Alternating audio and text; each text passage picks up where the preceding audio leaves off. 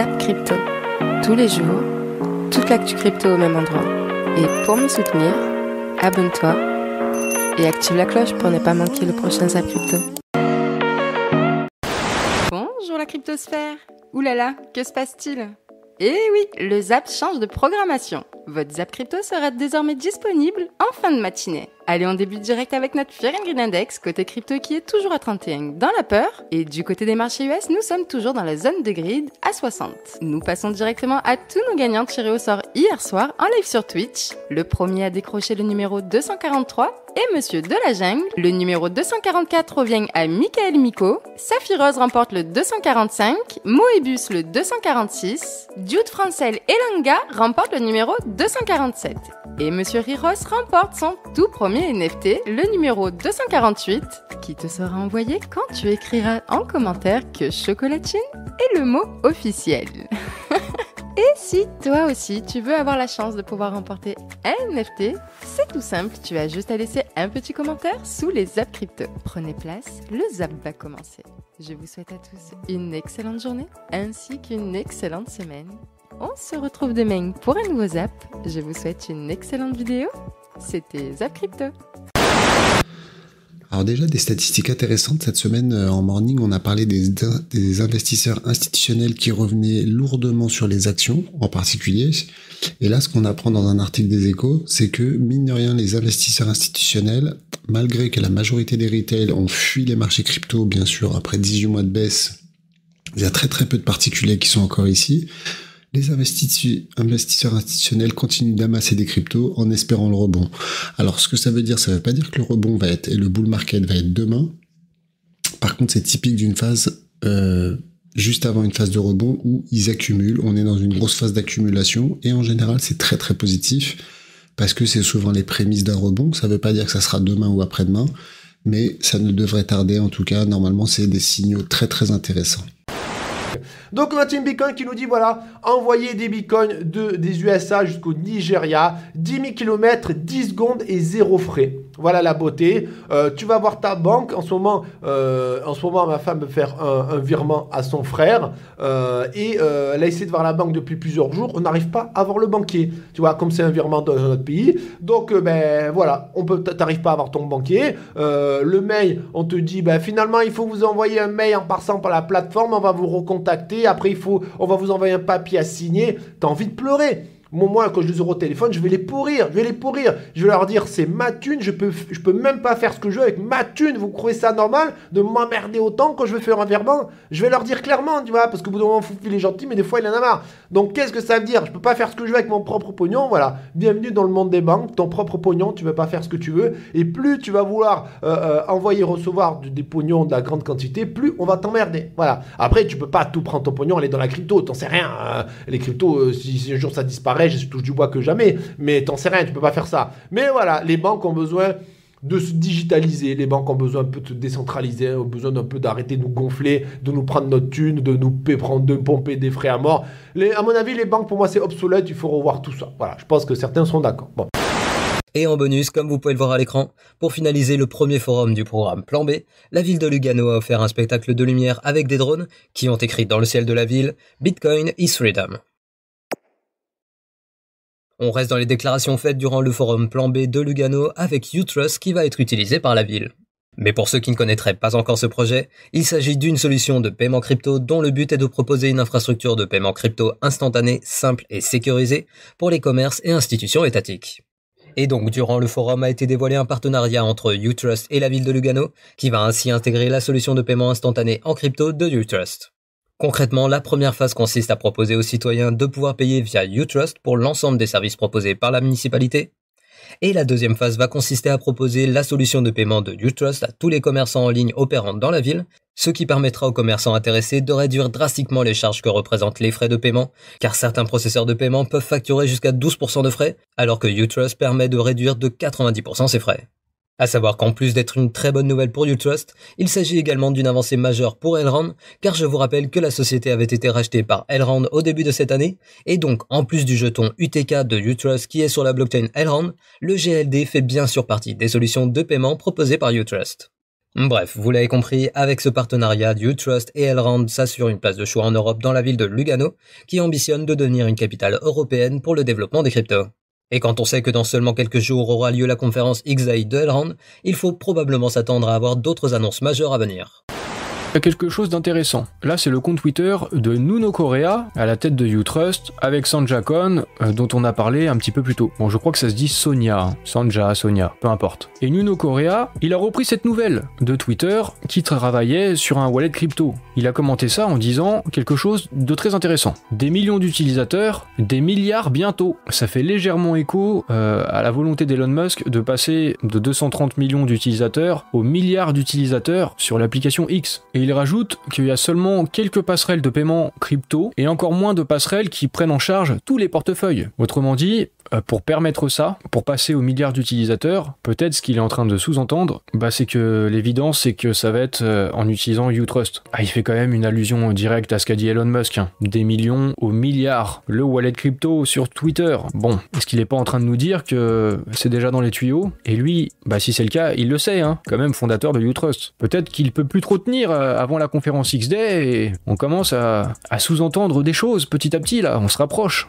C'est peut-être pas juste moi qui suis fou, hein. Bientôt, les fous, ce seront peut-être ceux qui y croient pas du tout, hein. Malgré tous ces éléments, malgré toutes ces coïncidences, malgré tous ces tweets, malgré tous les faits, il y en a qui veulent absolument pas y croire. On vous demande juste de considérer peut-être la possibilité, hein. On n'affirme rien ici, hein. Et chacun pense ce qu'il veut. Mais bon, au bout d'un moment, on est quand même un peu obligé de se rendre compte que la probabilité, elle existe, même si la certitude n'est pas là. Et là, je vais vous passer quelques extraits. C'était le 21 octobre, il y a eu un podcast avec justement Nuno Correa, là en bas à gauche, et en haut à droite, Sanja Kon, ou Sonia Kon, vous avez compris. Je vais vous traduire ça un petit peu en anglais pour ceux qui comprennent rien à l'anglais, mais je vais quand même vous mettre le lien de cette vidéo YouTube dans la description. Without anticipating too much, because a lot, we'll talk about in Paris at the much anticipated event. Donc là, elle dit, elle veut pas trop anticiper parce qu'il va y avoir l'événement à Paris, donc elle peut pas forcément en dire trop d'un coup. Elle va quand même nous dire quelques trucs. We already mentioned to our community that Hold will be deprecated. Là, elle dit qu'ils ont déjà prévenu leur communauté parce qu'ils ont une application qui s'appelle Hold. We can migrate all users to Maiar. Et ils leur ont déjà dit à leur communauté que Hold va migrer vers Maiar. Il va y avoir une fusion entre UTrust et Maiar dans une seule application, une super application tout en un. Vous allez voir, c'est ce qu'elle dit. Of sense to have only one app for our ecosystem. Ce qui fait sens, c'est d'avoir une seule application pour tout l'écosystème. We'll make it ideal for what we were talking about before, the next level of adoption of the 1 billion users that we want to come in. Et elle parle pour le milliard d'utilisateurs. Elle refait allusion à ce milliard d'utilisateurs, comme Nuno Correa, hein, je vous en ai parlé un peu avant, et comme Elon Musk, le milliard d'utilisateurs, et évidemment comme Elrond. On voit bien qu'ils ont tous le même objectif quand même. Assez troublant, non ? Il y a en ce moment une odeur qui ressemble terriblement à celle qui planait en 2007 avant la crise des subprimes. On a par exemple vu il y a quelques semaines la Banque centrale d'Angleterre venir à la rescousse de son marché obligataire pour éviter une catastrophe. Crédit Suisse, l'une des plus grosses banques du monde, est empêtrée dans une situation très délicate. L'ICMA, donc l'International Capital Market Association, a tout récemment envoyé une lettre officielle à la BCE pour lui faire part de ses craintes quant au risque sévère de dysfonctionnement sur le marché financier européen. Il y a aussi de plus en plus d'experts inquiets de la situation économique et financière des pays émergents avec l'augmentation des taux d'intérêt et le renforcement du dollar. Et en France, au calme, le gouvernement fait passer son budget de l'année prochaine avec un 49.3. Un budget en déficit de 150 milliards d'euros sur lequel il y aurait quand même pas mal de choses à redire et tout particulièrement sur certaines hypothèses faites dans les calculs, comme par exemple les futurs taux d'intérêt sur les marchés ou encore le rythme de croissance futur du pays, mais on y reviendra. Bref, sur GAC, on aime vous parler d'économie car Bitcoin et les cryptos sont fondamentalement liés aux problèmes que rencontre la finance mondiale. Et surtout, comme on vous le répète depuis un certain temps maintenant, nous pensons que ces nouvelles technologies font partie de la solution, ou en tout cas elles peuvent représenter un canot de sauvetage pour s'extirper du modèle actuel. Certains nous considéreront peut-être comme alarmistes ou catastrophistes, mais les faits et les chiffres ne trompent pas. Si vous n'êtes pas d'accord avec ce qui va suivre, je vous invite vraiment à laisser un commentaire et à nous dire ce que vous en pensez, ça nous intéresse. Aujourd'hui, on va vous parler de la bulle de toutes les bulles, celle des États. Qu'est-ce qu'un bon du trésor? Qu'est-ce qu'une trappe à dette? Que se passe-t-il lorsqu'un État fait défaut? Qui paie depuis 50 ans le déficit structurel de nos gouvernements? Pour toi, quel est le bon équilibre entre la décentralisation d'un côté et l'adoption massive, et donc la centralisation de l'autre côté? C'est quoi le bon compromis? Exactement. Je pense que c'est la raison pour laquelle Infura a eu tant de succès, pourquoi MetaMask a aussi connu un tel succès, et que d'autres portefeuilles, d'autres applications comme le portefeuille de Coinbase par exemple, ou les exchanges décentralisés, ont pris une place vraiment importante. Je suis totalement d'accord avec toi. Je pense qu'il y a cet équilibre qu'on doit avoir entre le fait de démontrer que la technologie du Web3 aide les gens, qu'on a une sorte d'ampoule qui s'allume dans la tête et on se dit « Waouh, je viens d'envoyer à cette personne à l'autre bout du monde ce jeton, ce token, et ça m'a coûté même pas quelques centimes, et ils comprennent immédiatement. » Après avoir cette expérience, pour vraiment comprendre ce que le Web3 peut faire, ça serait pas possible en fait si on obligeait les gens à télécharger le logiciel, à lancer le logiciel, etc. On est vraiment dans les premières étapes, la technologie elle a encore moins de 10 ans, et j'ai l'impression que comme l'adoption d'Internet, la phase d'adoption d'Internet, ça a pris 30 ans. Et quand on avance dans le cycle, avec la technologie Web3, en fait, on découvre ce que ça va nous permettre de construire, les nouvelles applications et la décentralisation dans les systèmes qu'on utilise. Mais on va devoir trouver cet équilibre, et je pense que c'est le bon, personnellement, je pense que c'est nécessaire. Et on parle de lui dans tous les sens, et même la Chine envisage d'anéantir les satellites d'Elon Musk en cas de conflit. Ça, c'est encore un autre problème. Et aussi, Elon Musk peut-il craindre que la Russie détruise ses satellites commerciaux? Vous voyez les articles qu'on peut trouver dans plein de journaux, il y en a plein comme ça. Hein. Alors, si c'en est pas un, c'en a un autre. Si c'est un autre, ça va être un autre, ou on ne sait pas, tout le monde veut le détruire, lui. Voilà, bon, là, je plaisante, mais bon, on parle de choses quand même très très graves. Hein. Les guerres, c'est très très grave, et les problèmes qu'il y a sur la planète sont quand même très très graves. Ensuite, ce qui est intéressant, c'est Cardano qui s'est fait doubler d'ailleurs par Dogecoin. J'en avais parlé en morning aussi. C'est que lui aussi s'incruste. On verra qu'il y a aussi CZ qui a juste mis 500 millions de dollars sur la table avec Elon Musk pour qu'il rachète Twitter. Déjà, Elon Musk n'a pas du tout besoin de CZ, parce que 500 millions, c'est même pas 1% de la somme. Honnêtement, voilà, Elon Musk n'a pas du tout besoin de CZ. Après, CZ, c'est un petit canaillou, il cherche à s'incruster dans le truc. Et Cardano aussi, et il dit même si vous voulez je le fais moi la sidechain, une espèce de fusion entre Cardano et Dogecoin qui sort de nulle part. Et grosso modo, maintenant que Twitter est entre les mains d'Elon Musk, j'entrevois une réelle possibilité que Dogecoin fusionne d'une manière ou d'une autre avec la plateforme. Ça sort de nulle part vraiment, je vois pas le rapport entre Dogecoin et Cardano, mais ça valorise Dogecoin en même temps, parce que lui aussi cherche à s'incruster. Dogecoin devrait devenir une sidechain Cardano. Je ferai la migration gratuitement. J'ajouterai même les contrats intelligents. Donc c'est hyper marrant. Je sais pas pourquoi ils s'incrustent comme ça, mais c'est drôle et ça valorise le Dogecoin tout simplement. Et je t'en ai mentionné, j'en ai acheté pour 1000$ la semaine dernière et pour le moment, je fais quand même très bien et je vais le garder tant aussi longtemps qu'on ne me donne pas une raison de le revendre. Aussi simple que ça, mais il faut arrêter de se borner, de dire que Dogecoin, j'y toucherai pas même avec une pôle de 100 pieds, que moi je suis là dans la crypto pour la tech. Ce n'est pas vrai. Oui, il y a des gens qui sont là pour la tech, mais à un moment donné aussi, on est là pour faire des profits. Et si Dogecoin peut m'amener quelque chose, je vais en acheter. C'est aussi simple que ça. Moi, je le vois maintenant comme ça, la crypto.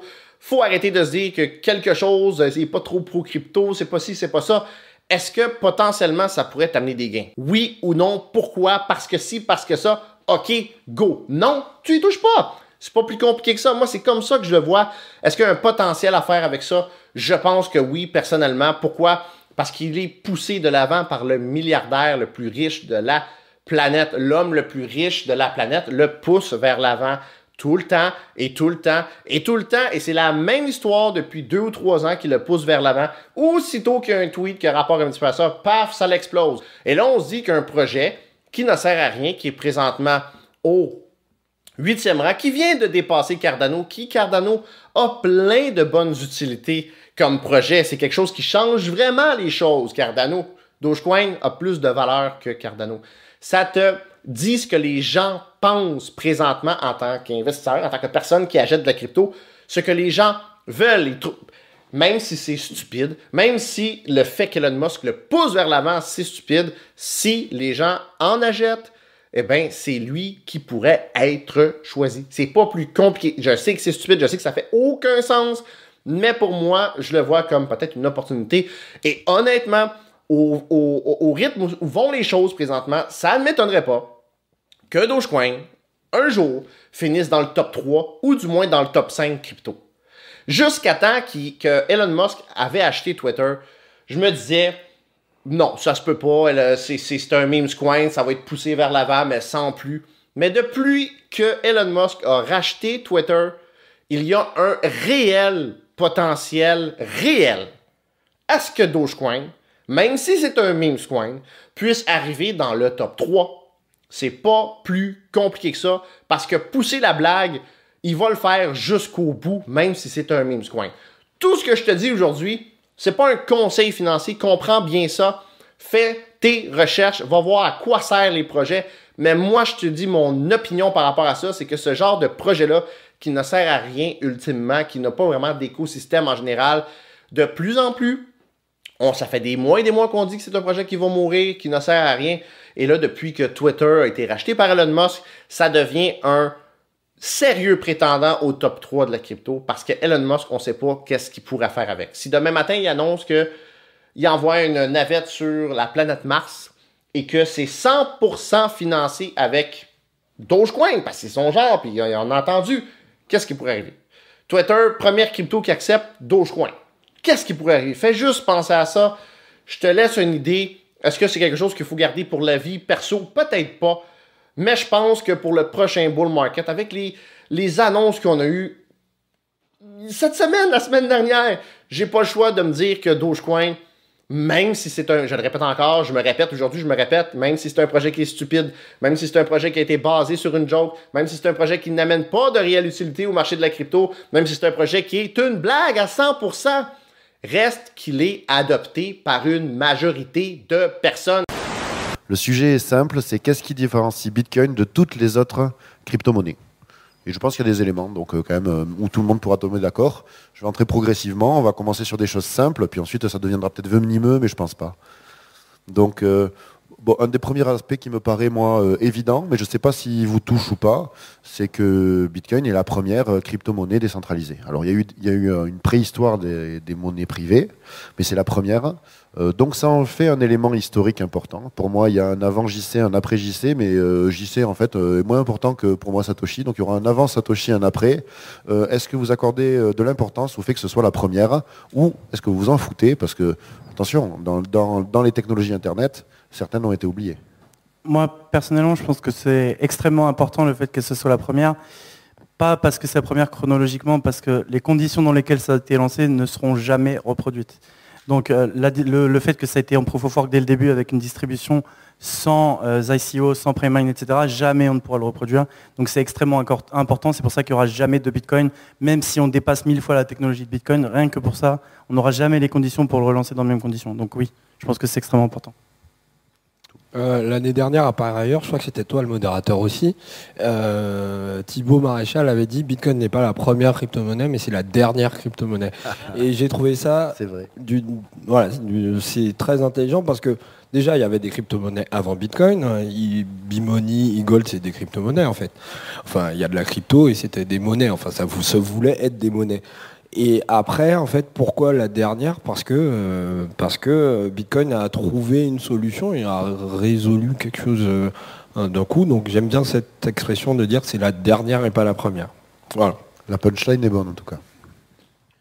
Ok, donc tu l'as un peu évoqué, Abdel, parce que pour moi c'était l'aspect vraiment chronologique. Donc est-ce que c'est la première ou pas? Est-ce que c'est la dernière? C'est pas la première, c'est la première décentralisée. Des crypto-monnaies modernes, disons, qui est la première avec un succès très conséquent. Mais bon, on pourrait jouer sur les mots, mais voilà. Il y a un autre aspect qui, moi, me tient à cœur, et donc qui va rejoindre le discours de tout à l'heure sur la résistance à la censure, c'est le fait que le fondateur soit anonyme. Donc on ne le connaît pas, on ne connaît pas son identité civile. Et il y a quelques autres crypto-monnaies qui sont dans ce cas-là, mais avec ce degré de sécurité sur le fondateur originel, je ne sais pas. Donc est-ce que c'est quelque chose qui vous touche? Sachant que cet anonymat initial se dégrade avec le temps, étant donné que les développeurs ne le sont plus tous, même minoritairement. Mais donc il y a un aspect qui, moi, je pense que ça, voilà, l'anonymat du créateur originel, est-ce que c'est important pour vous ou pas? Binance. Ils sont vraiment en train de créer un monopole de fou dans l'écosystème crypto qui personnellement me fait un petit peu flipper parce qu'ils ont lancé tout un tas d'initiatives en fait pour concurrencer tout le reste du marché et j'ai vraiment la sensation que c'est un peu trop centralisé à mon goût, que Binance est en train vraiment de prendre le lead sur énormément de choses. Et potentiellement, Binance, dans les prochaines décennies qui pourraient venir, pour moi, ce sera l'une des plus grandes entreprises au monde, peut-être même devant les GAFAM. Donc là, ils ont annoncé qu'ils lançaient leur propre réseau d'oracles sur la BNB Chain. Les oracles, si tu sais pas ce que c'est, en fait, ça permet d'associer le monde réel à celui de la blockchain pour automatiser et simplifier le déclenchement de smart contracts. Et jusqu'à présent, c'est Chainlink qui domine le marché de très très loin devant tous ses concurrents, mais comme je l'ai dit, avec Binance, ils ont une base de clients tellement gigantesque que je pense qu'ils pourraient très rapidement venir concurrencer Chainlink sur leur propre terrain.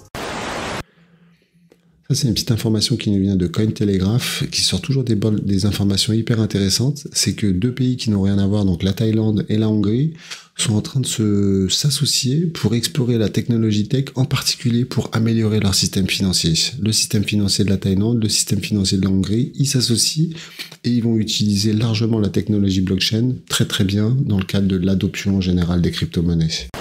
Passons maintenant à une catégorisation géographique du marché immobilier en France.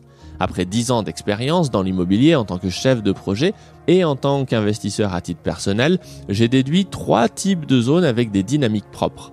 Les grandes villes, la campagne des villes et la campagne des champs. À partir de là, on peut faire un tableau croisé sur l'évolution des critères qui font les prix de l'immobilier en fonction de nos 3 zones géographiques.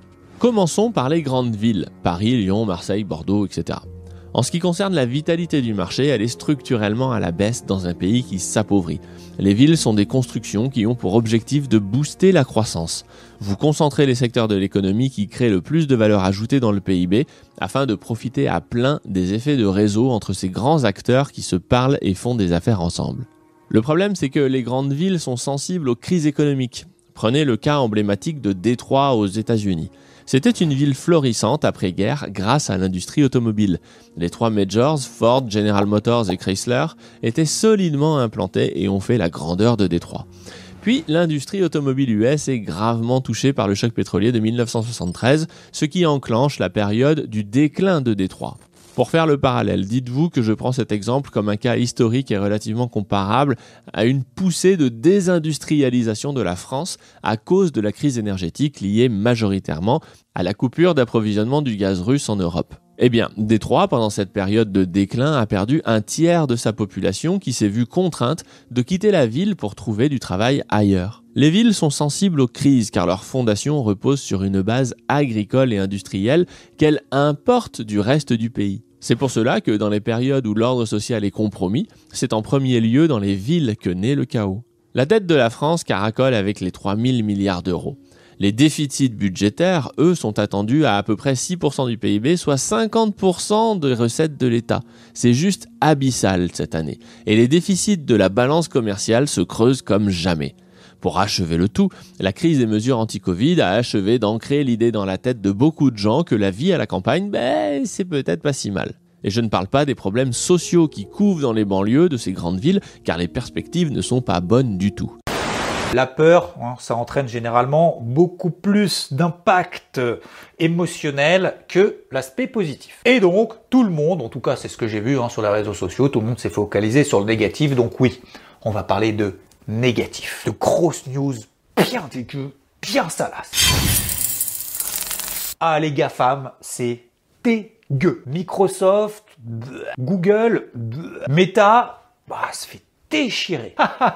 Moins 20. Et bam. Ah, c'est la fin des géants. Ça y est, c'est la fin. Tout va s'effondrer, zéro. Allez, zéro. Ah, c'est censé faire du bien tout ça. Sur moi, ça marche pas de ouf quand même. Bon, alors effectivement, tous les résultats là qu'on vient de voir étaient pourris. Ça fait à peu près 4 boîtes par rapport au reste du marché. N'oublions pas que les indices sont composés d'actions, d'un panier d'actions, et dans ce panier, il n'y a pas que 4 GAFAM. D'ailleurs, GAFAM, il y en a pas 5? Ah si, il y a Apple. Oui, Apple c'était bon, mais ça on n'en parle pas. Elle vend encore des téléphones, elle fait encore mieux de prévu, comme d'hab quoi, tu vois, C'est pas très sensationnel ça. Et donc tu vois ici sur cette image, en rouge notamment les GAFAM, qui ont publié sous les attentes, qui certes se sont fait déchirer, et il y a tout le reste. Ouais, tout le reste du monde. Eh ben, tout le reste, globalement, c'est mieux que prévu. Donc là aussi, à chacun de voir soit le verre à moitié plein, soit le verre à moitié vide. Aujourd'hui, eh bien, tout le monde n'attend que ça, n'attend que de voir si la Fed va changer son fusil d'épaule, va donc pivoter comme on l'espère au vu des derniers chiffres économiques et au vu des derniers commentaires des sociétés qui ont publié. Eh bien, on peut espérer que la Fed va se montrer un tout petit peu plus conciliante pour la suite. On sait que mercredi, ils vont monter les taux de 0,75%, c'est une certitude. Mais ce qu'on va surtout regarder, écouter plutôt, c'est le discours de Monsieur Powell après cette annonce pour voir ce qu'il va nous sortir concrètement par rapport au futur comportement de la Banque centrale américaine. Alors évidemment, aujourd'hui, on attend clairement un changement dans une direction un peu plus décontractée, avec une notion un peu plus clean au niveau des taux, quelque chose qui laissera supposer qu'il va arrêter de monter aussi agressivement. Si on arrivait à avoir juste l'information comme quoi, au mois de décembre, lors du prochain meeting de la Fed, il risquera de montrer moins les taux que 0,75%. Si on peut arriver à supposer qu'on aura une hausse uniquement de 0,5%, ce serait déjà une super bonne nouvelle et ça voudrait dire qu'il est en train de changer d'attitude. Alors, on se base aussi là-dessus parce qu'il y a pas mal d'autres membres de la Fed qui parlent et qui commencent à montrer qu'ils sont un petit peu anxieux à l'idée de continuer à monter les taux aussi violemment. Il y a beaucoup de gens qui ont parlé ces derniers jours, des économistes aussi, en disant que si on continue à monter trop violemment et trop fort et les taux d'intérêt, on va se retrouver dans une récession assez rapidement et très très violente. Et donc ça commence à faire peur à certaines personnes qui n'ont pas vraiment envie d'être pointées du doigt comme étant les responsables d'une récession aux États-Unis. Même si on sait très bien que la Fed ne fait que de réagir, il est clair que si on part en récession assez rapidement, tout le monde va pointer du doigt Monsieur Powell en disant que c'est de sa faute et c'est à cause de lui que les États-Unis sont en récession. Donc voilà, la véritable question c'est de savoir si la Fed est si pressée que ça de ralentir le rythme de l'augmentation de ses taux. Les investisseurs sont pressés, c'est sûr, mais est-ce que la Fed l'est étant donné que le marché du travail, on a pu le voir la semaine dernière, reste robuste et que l'inflation reste aussi élevée aux États-Unis. Alors la seule bonne nouvelle, c'est que notamment on a pu voir sur le CPI Core vendredi que l'augmentation arrête d'augmenter, si j'ose dire. Mais on n'est pas encore en phase de baisse de l'inflation, mais déjà elle se stabilise, ce qui est déjà une excellente nouvelle qui a permis au marché de monter vendredi. Je voulais vous montrer le tableau justement qui met en œuvre le bottom, le temps entre le bottom et le pivot. Vous voyez, le temps moyen est de 14 mois entre le pivot de la Fed et le bottom. Donc ça se produit concrètement quand on est vraiment aussi dans ce qu'on appelle un marché baissier à cause des résultats financiers. Et jusque-là, on n'a pas eu encore de marché baissier à cause des résultats financiers. On a juste eu un marché baissier à cause de la hausse des taux. Donc, si effectivement on rentre dans un marché baissier à cause des résultats financiers, on risque de rajouter probablement plusieurs mois encore. Côté SPX, du coup, c'est intéressant. On fait une hop là, j'ai peut-être pas déplacé ça. On fait une super bougie de semaine en daily. Voilà, pareil, on a bien performé. Donc potentiellement, on avait dit qu'on pouvait refaire un retour ici pour faire un beau W. Bon, c'est pas encore le cas. On verra au moment du premier arrêt ici si on se refait rejeter encore une fois à cet endroit-là. Pour l'instant, on est quand même en train de pousser. Le RSI en daily est assez rassurant dans le sens où on n'est pas en train de se faire éclater et on voit qu'en weekly, on est simplement en train de reprendre.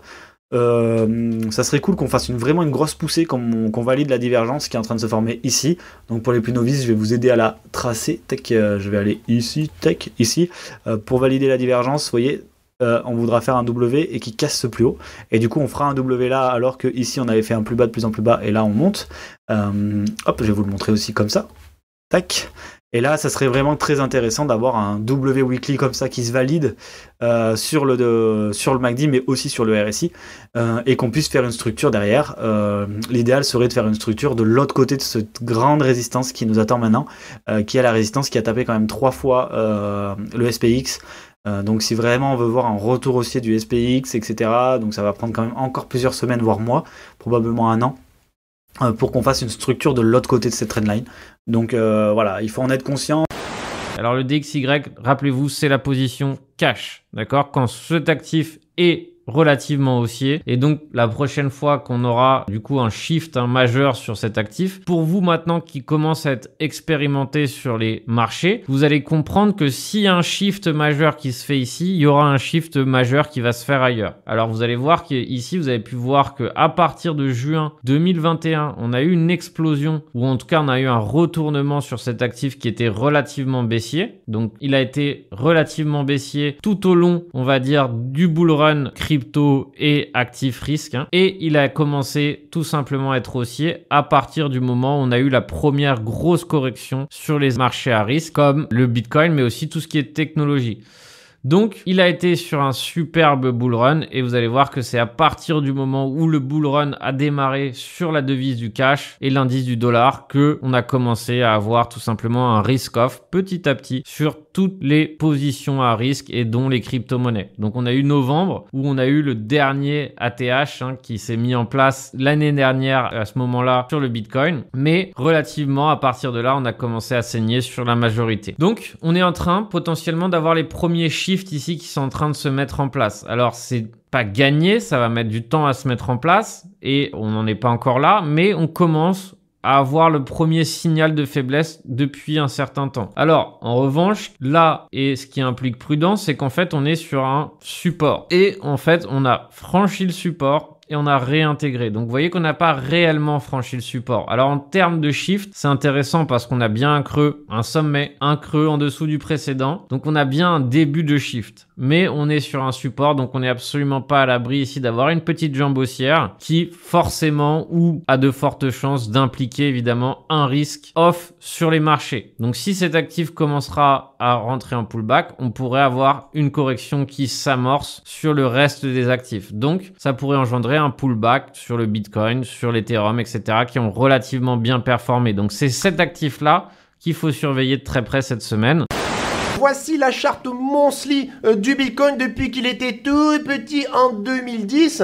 Je vais remettre ici les indicateurs. Avant juste de zoomer sur les bougies, faire l'analyse monthly, je vais vous montrer deux choses. D'abord le RSI. Donc comme d'hab, on fait analyse bullish, bearish parce que nous, on est team prudent. Nous, ça nous va que ça parte to the moon, donc ça parte aux enfers parce qu'on a une stratégie pour les deux. En gros, qu'est-ce qu'on peut voir? Quelque chose de positif, c'est qu'on est toujours sur divergence haussière cachée ici. Chose qui pourrait ou nous dire un range pendant très longtemps ou alors peut-être une petite remontada, ça c'est au niveau du RSI, à savoir que le RSI aussi par rapport à ce qu'on avait fait les deux anciens bear market, c'est qu'on est à peu près dans les mêmes niveaux. La question qu'on se pose maintenant, c'est est-ce que on va faire un beau W, péter ça vers le haut et c'est parti et remonter, faire plusieurs mois de hausse, ou malheureusement et se recogner au niveau là et faire un gros M de l'enfer et bam et repartir vers coucou aux 14, 12, 10 000 $. Pour l'instant, les deux scénarios sont ouverts, d'accord? On ne sait pas. Au niveau du MACD, par contre, il y a quelque chose d'assez bull, mais attention, c'est juste un indicateur. C'est pas parce que lui, il dit que ça,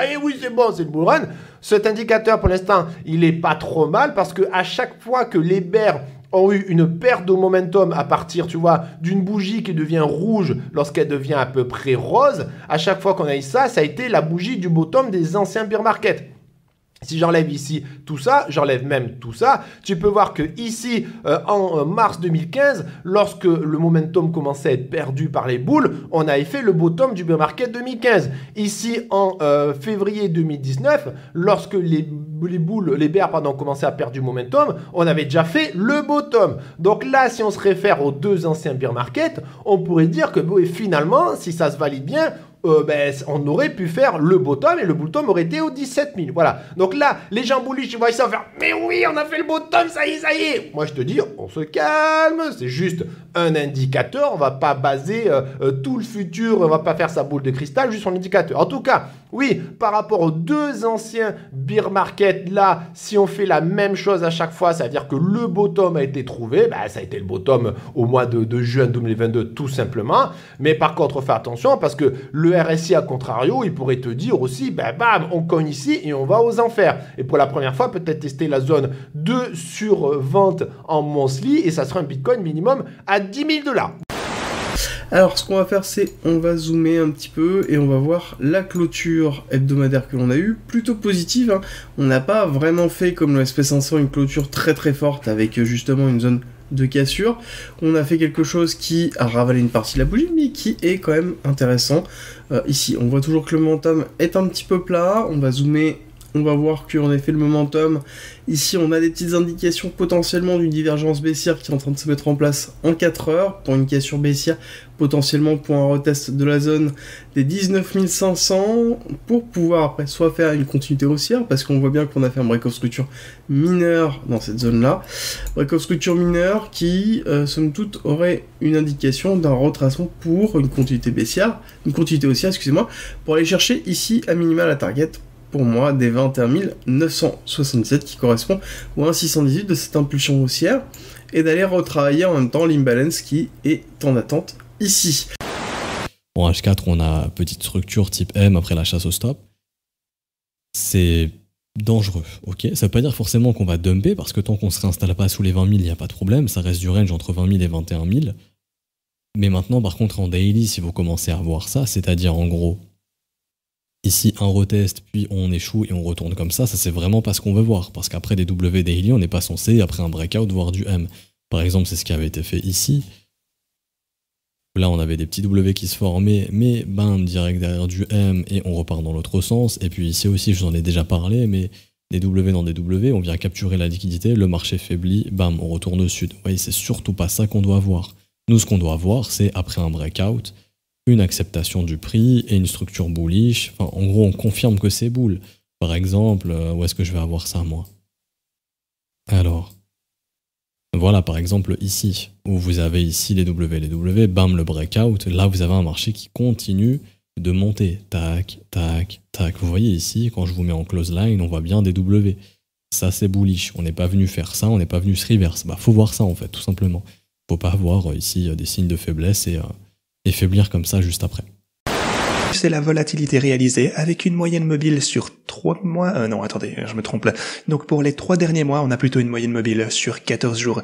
Ce que vous pouvez voir ici, c'est déjà la ligne grise qui représente le prix du Bitcoin, bien sûr. Et à chaque fois qu'on redescend dans la zone de support ici, eh bien généralement on a un gros mouvement pour le Bitcoin. Vous pouvez voir qu'en fait sur 9 fois au total, ce mouvement a été vers le haut, eh bien presque à chaque fois. Et la seule fois en fait où ça n'a pas marché, qu'on a vu ce mouvement partir à la baisse, c'était ici en 2019. Ok, cette fois on a eu un mouvement plutôt brusque à la baisse, mais bon, c'était une seule fois au total. Donc vous pouvez voir qu'à chaque fois qu'on descend sur l'indice ici, on voit généralement un gros mouvement. Et devinez quoi? On est à ce stade précisément également en ce moment même. Alors, est-ce qu'on va voir un mouvement vers le haut ou vers le bas? Eh bien, faites-moi savoir en commentaire ce que vous pensez de tout ceci. Ethereum Weekly, donc même chose, on ne peut que recommander encore une fois la prudence sur Ethereum. On se rend compte que c'est quand même des trucs qui sont quand même assez récurrents quant au retournement et quand vraiment tu allais rechercher des zones vraiment très basses en dessous des lignes, d'accord? Donc le gros support il est ici, donc là en comparaison on est plus ou moins là, on n'a pas encore touché le support, on s'est appuyé un petit peu près dessus et on est en train de faire un possible rebond technique, d'accord? Donc la suite logique c'est encore une fois de casser ce gros support, d'aller retester la ligne rouge, de passer possiblement en dessous de la ligne rouge une fois ou deux pour aller éclater la bulle et reprendre, comme on le sait, les festivités un petit peu par la suite, donc après le prochain halving Bitcoin, d'accord? On a des TP qui sont quand même très très hauts sur Ethereum, donc là on est sur les 10 000, mais c'est sans compter un petit passage rapide vraiment pour aller liquider, pour aller terminer le cycle, d'accord? Donc moi personnellement, par rapport à tout ce que je raconte, j'ai du mal à... Voilà, il y a des gens qui tracent des trucs de ouf vraiment sur Twitter comme ceci. Enfin, clairement, j'ai un petit peu du mal. Je pense que ce qu'on a devant les yeux, c'est quand même un truc qui est solide. C'est un truc qui doit quand même terminer sainement pour aller finir de nettoyer le marché. Donc clairement sur Ethereum, ceux qui sont pensés à prendre évidemment des bénéfices, ça peut durer, comme on l'a dit, encore quelques semaines, mais la situation reste quand même relativement dangereuse. Donc dangereuse quant à une fin de cycle et un éclatement d'une possible bulle. pourquoi Decentraland ne rassure pas? Alors tout simplement, il y a eu une polémique avec un média qui disait que finalement sur Decentraland, il y avait que 38 utilisateurs actifs par jour. Ça a fait bondir évidemment l'équipe de Decentraland qui nous a dit non, c'est complètement pas vrai. Il y a 2000 utilisateurs par jour actifs.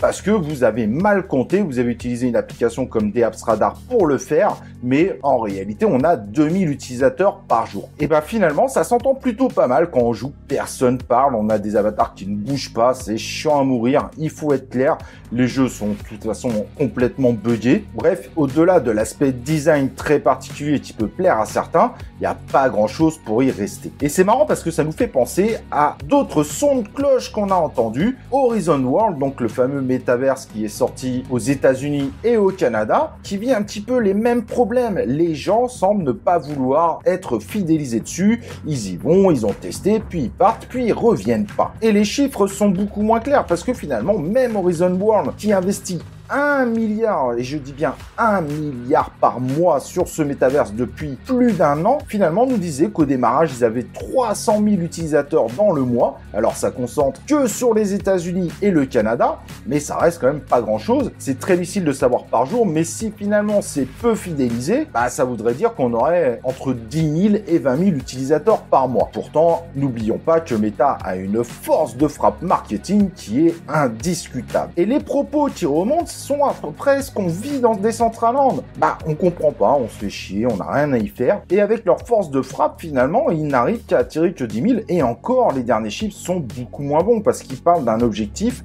de cette fin d'année à 280 000 par mois, donc encore moins. Donc quand on est Decentraland, qu'on est évidemment beaucoup moins connu dans cet univers, eh ben on a clairement de quoi s'inquiéter, que ce soit au niveau de la concurrence ou que ce soit de Decentraland lui-même, le concept ne prend absolument pas. Et donc on risque malheureusement de voir finalement un Decentraland qui a vécu une hype de folie lors de ses développements et tout, etc., avec la sortie proche de la version alpha que vous pouvez tester, mais il n'a pas grand chose à vendre. Et donc finalement, est-ce que cette crypto va remonter? Oui, en boule, forcément ça va remonter, mais on sera probablement, si on continue dans cette voie autour des métaverses dits, des métaverses sociaux, on risque tout simplement de jamais retrouver l'ATH qu'il a connu. L'actualité suivante, elle concerne le lancement de Spider Tanks aujourd'hui à 20h. C'est un jeu Gala Games qui est tout simplement un PvP brawler. Hein. Donc comme vous pouvez le voir à l'écran, vous allez affronter d'autres joueurs avec des robots en forme d'araignée.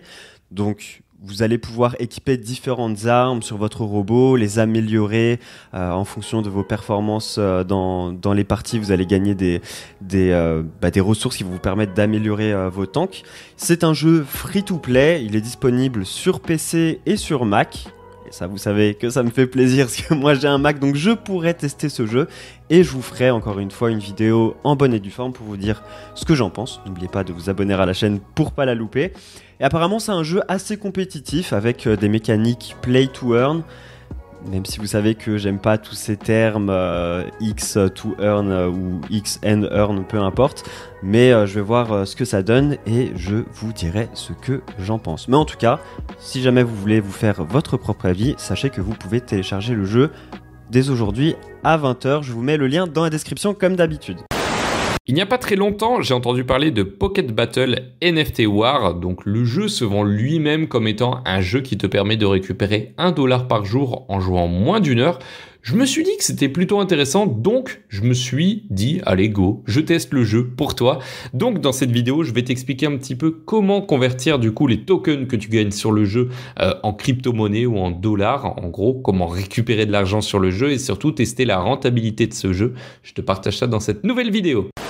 En ouvrant nos lootbox, on peut déjà obtenir ces fameux tickets qui nous permettront dissocier et d'associer des armes, etc. Donc là, on est en plein dans le NFT de jeux vidéo, on va dire, où on peut se séparer d'items, en rajouter, etc. pour rendre nos personnages plus forts. Donc, et je rappelle que la puissance des personnages Aquaverse, donc on va cliquer sur un personnage, eh bien elle est définie par le vril. C'est l'addition de la puissance de l'arme, de l'armure, etc., etc. Eh bien en modifiant les éléments de notre personnage, eh bien on va pouvoir faire augmenter ce vril. Alors, autre chose, l'équipe d'Aquaverse a aussi communiqué que certaines armes ou certains équipements, peut-être des couronnes, nous donneront peut-être accès ou non à des zones du jeu ou du futur métaverse. Donc peut-être qu'en ayant des équipements plutôt rares, on pourra accéder à tel ou tel monde niveau dans le métaverse.